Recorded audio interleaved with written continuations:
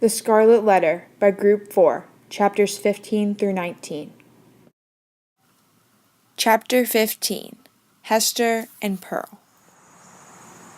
We begin with Chillingworth looking at herbs in his garden.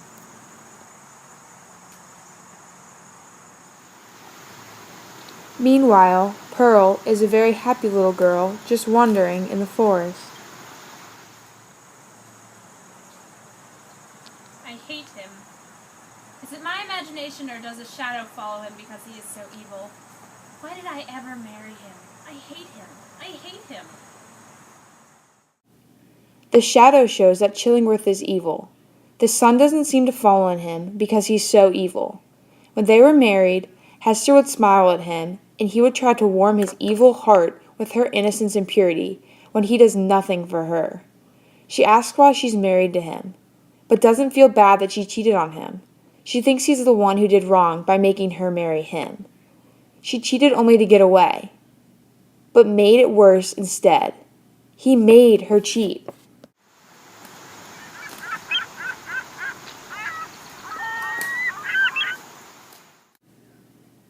Pearl is playing by the stream and killing small creatures. She hits a seabird and is saddened because she hurt someone as crazy as her. The bird is a symbol of Pearl. She is wild and free as a bird.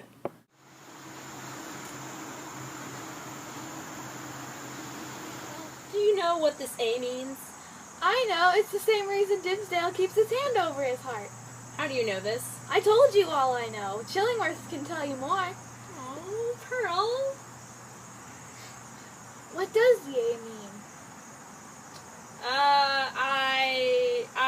I wear it for the sake of its gold thread. Why? Pearl, stop. Why? Stop. Why? Stop. Why? Stop. Why? The green A is not a symbol of adultery, but shows Pearl's innocence. She is just trying to follow her mother, Hester. Pearl knows that Dimmesdale has an A too. Her mood is compared to the breeze by simile. Hester worries that Pearl got evil from her because of what she did, and that she will never grow out of it. She is worried that Pearl isn't mature enough. This is why she lies. Because she lied, Hester wonders if more evil crept into her heart. Chapter 16. A Forest Walk. Look at the sunlight. I want to try and catch it.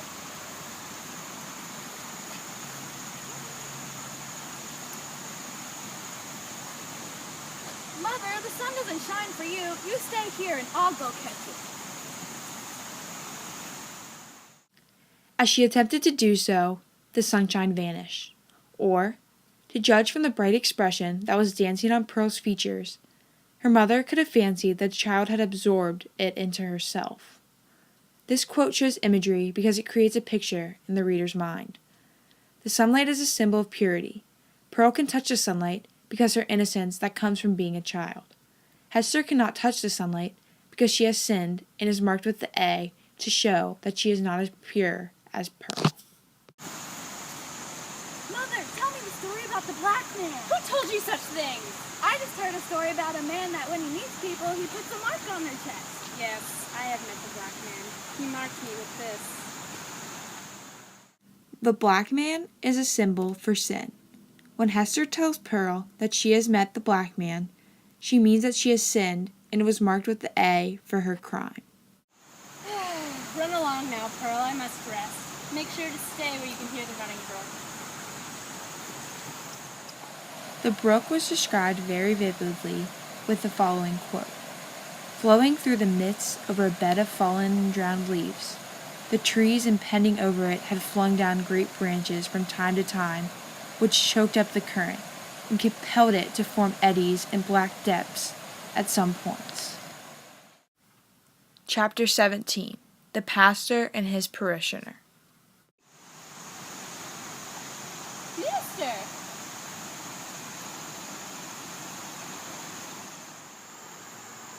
This looks like a lovely place to sit. Arthur, there's something I've been meaning to tell you for a long time now. What is it? Roger Chillingsworth, he's my husband. What? Dimmesdale feels as though violation of the human heart is the greatest sin a person can commit.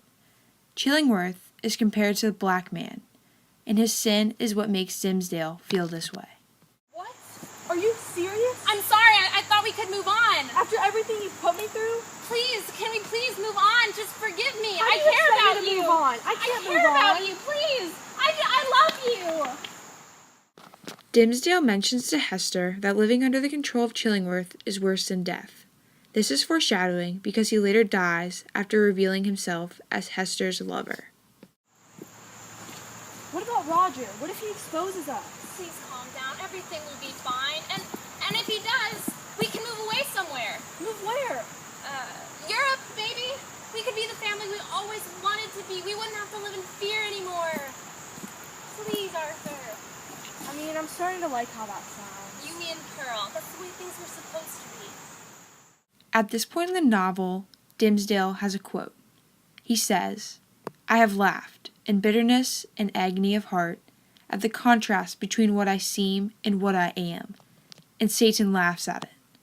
Dimmesdale is explaining the suffering behind the sin he committed. Satan laughs at him, too, because he feels as though he is going to hell and his life is over. Dimmesdale is no longer able to be himself and feel like the man he used to be. Chapter 18. A Flood of Sunshine. I'm so happy we can finally be the family that we wanted to be. I'm so excited we're going to Europe. Hester doesn't really have anyone to help her get through.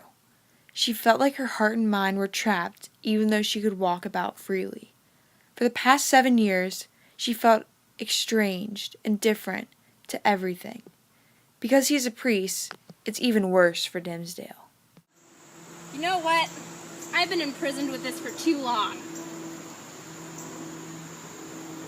I'm free! Ah!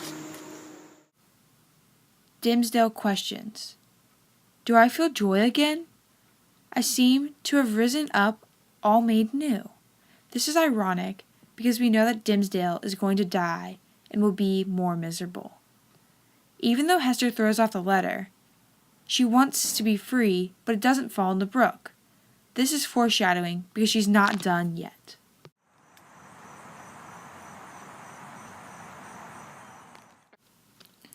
When Hester removes the guilt, she is made pure again and can touch sunlight, along with Minister Dimmesdale. Chapter 19. The Child at the Brookside. Oh, what about Pearl?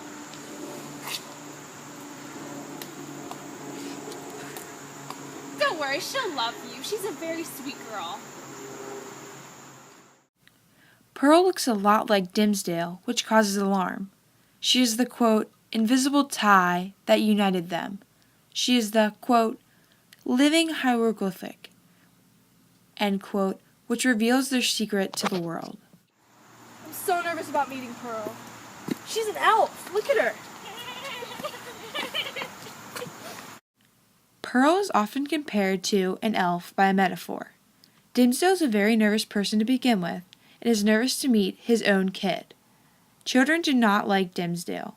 They can sense something is wrong with him, that he is sick. Oh, Arthur, she's actually quite a lovely child. I'm not so sure. Pearl, come hither! No! Oh, you don't like seeing your mother without her letter, do you? Do you recognize me now? Pearl, this is Minister Dimmesdale. Why is the minister here? Well, because, like me, he loves you very much.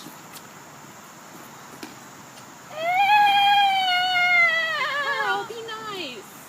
Let's go. When Dimmesdale sees Pearl, he puts his hand over his heart. He is immediately reminded of his guilt. Pearl demands that Hester puts her A back on so she can have her place back. Mommy, let's go home, but without the minister. Okay. Pearl. When Hester takes off the letter, Dimmesdale starts to take Pearl's place at her side. Pearl feels lost because her place has been taken. She doesn't like that Dimmesdale has replaced her. Pearl is compared to a deer by a simile.